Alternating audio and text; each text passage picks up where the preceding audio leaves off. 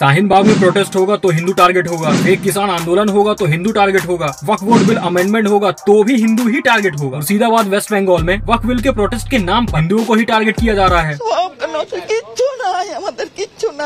চায়ের দোকানের চায়ের বিস্কুট সিগারেট অনেক ছিল। একটাই কথা বলেছে ওরা সব থেকে, এটা হলো ট্রেলার, এরপরে মানে সিনেমা হবে।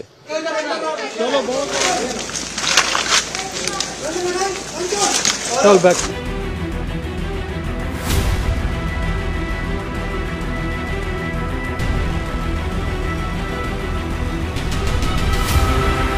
दरअसल 8 अप्रैल को ज़ॉम्बीज की भीड़ ने एक प्रोटेस्ट किया अगेंस्ट वक्फ अमेंडमेंट बिल। इसमें बस प्रोटेस्ट हुआ था, लेकिन इनके प्लान्स तो कुछ और ही थे। ज़ॉम्बीज की भीड़ ने प्रोटेस्ट करते करते हिंदुओं को टारगेट करना स्टार्ट कर दिया। अचानक से कुछ लोगों की भीड़ हजारों बदल गई। फिर क्या था, हिंदुओं की प्रॉपर्टीज को बर्बाद करने का नंगा नाच स्टार्ट कर दिया गया। मेरा दुकान में यहाँ पर सामने दुकान है मेरा, ऑपोजिट में मेरा घर है, तो मेरा दुकान में भी हमला हुआ।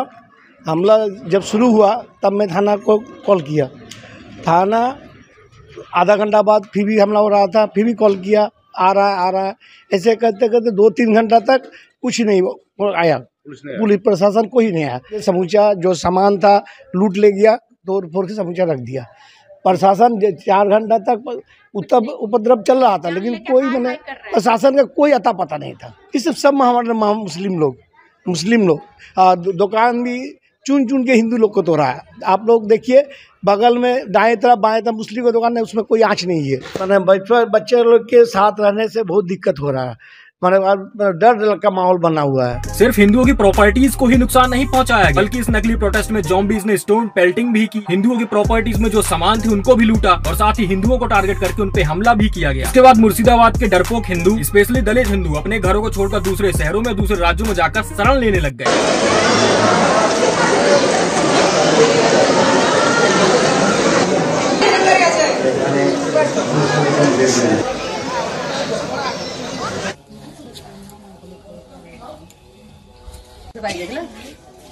देखा जाए तो हिंदुओं ने खुद ही अपने पैरों में कुल्हाड़ी मारी थी पिछले असेंबली इलेक्शन में, जब ममता बानो ने प्रत्येक महिला को 1000 रुपए देने का वादा किया था। तब हिंदू महिलाएं बहुत प्रसन्न हुई और अब देखो क्या हो रहा है उनके साथ।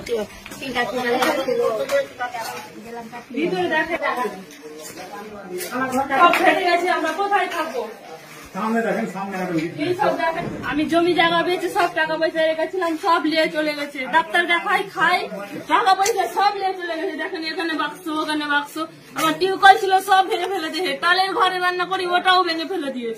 वैसे वो वैसी हर एक सब्जेक्ट में हकता है, लेकिन जब बात हिंदुओं पे अत्याचार किया है तो इसके मुंह में डिल्डो फंस जाता है।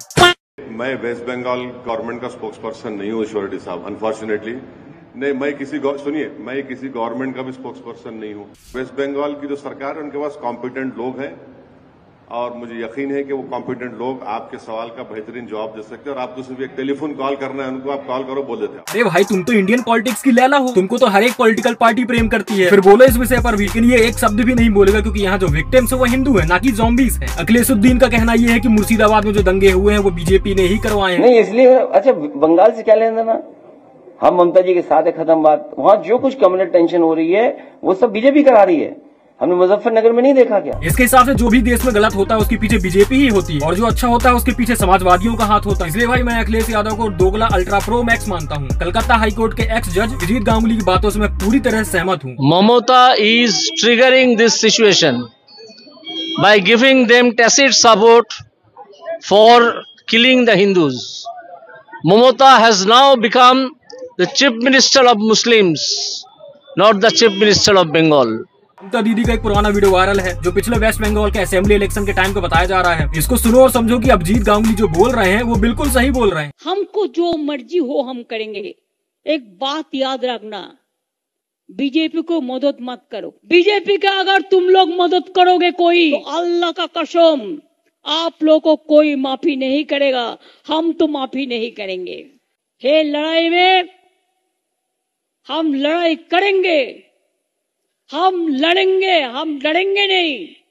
जो काफिर है, जो कापुरुष है, वो डरते हैं, वो मरते हैं, जो लड़ते हैं वो जिंदा रहते हैं। भाई सच में टाइम आ गया है कि वेस्ट बंगाल को योगी आदित्यनाथ जैसे सीएम की जरूरत है। वैसे आप लोग योगी का बयान सुनिए और सोचिए कि अगर यही सारा वॉयलेंस यूपी में हुआ होता तो अभी तक को ज़ॉम्बीज के घर ही टूट चुके होते। आप देख रहे होंगे बंगाल जल रहा है, वहाँ की मुख्यमंत्री चुप है, दंगाइयों को शांति दूत कहती है। अरे लातों के भूत बातों से कहाँ मानने वाले हैं। मुर्शिदाबाद पिछले एक सप्ताह से चल रहा है। अभी तक वेस्ट बंगाल के वायलेंस में 3 लोगों की जान जा चुकी है, 10 लोग बहुत बुरी तरह से इंजर्ड भी हो चुके हैं, 200 से ज्यादा लोगों को अरेस्ट भी किया गया है। ये जो 200 से ज्यादा लोगों को अरेस्ट किया गया है, ये महज एक नाटक ही है। सरकार तो इनकी दीदी की है और साफ तौर पे समझ में आ रहा है कि इस पूरे दंगे के पीछे बांग्लादेशी रोहिंग्यों का ही हाथ है। क्योंकि अगर आप लोगों को पता नहीं तो आप लोग को ये चीज बता दूं कि सिर्फ वेस्ट बंगाल के अंदर ही 2 करोड़ से ज्यादा बांग्लादेशी रोहिंग्याज रहते हैं जो अवैध तरीके से ही रह रहे हैं। ममता बनर्जी की टीएमसी सरकार ने Aadhaar card, voter ID card, ration card, ये सारा कुछ बनवा के फ्री में दिया है। वेस्ट बंगाल वायलेंस की जो हवा है बांग्लादेश तक पहुंच चुकी है। बांग्लादेश के ज़ॉम्बीज का ये कहना कि अगर भारत के हमारे ज़ॉम्बी भाइयों को कुछ कोई भी करता है तो फिर हम भारत में घुसेंगे और भारत के सारे हिंदुओं को काट डालेंगे। होशियार रहो, अगर इंडिया की एक मुसलमान पर जुल्म हुआ, कत्ल हुआ, मस्जिद तोड़ने गया तो हम बांग्लादेश से हमारे बॉर्डर को तोड़कर इंडिया की हिंदू को कत्ल करने की तैयार हो जाओगा। सारा कुछ वॉयलेंस देखकर साफ समझ में आ रहा है कि 2026 में जो वेस्ट बंगाल असेंबली इलेक्शन होंगे उसमें गवर्नमेंट चेंज होगी, यानी कि बहुत बड़ा फेरबदल होने वाला है। मुझे साफ तौर पे समझ में आ रहा है कि टीएमसी की सरकार जाने वाली 2026 में और बीजेपी की सरकार बनने वाली है। और ये बात भी साफ तौर पे समझ में आ रही है कि वेस्ट बंगाल में बीजेपी की सरकार बनने के बाद ममता बनर्जी जेल जाएगी। आप लोगों का क्या मत है, कमेंट जरूर करें।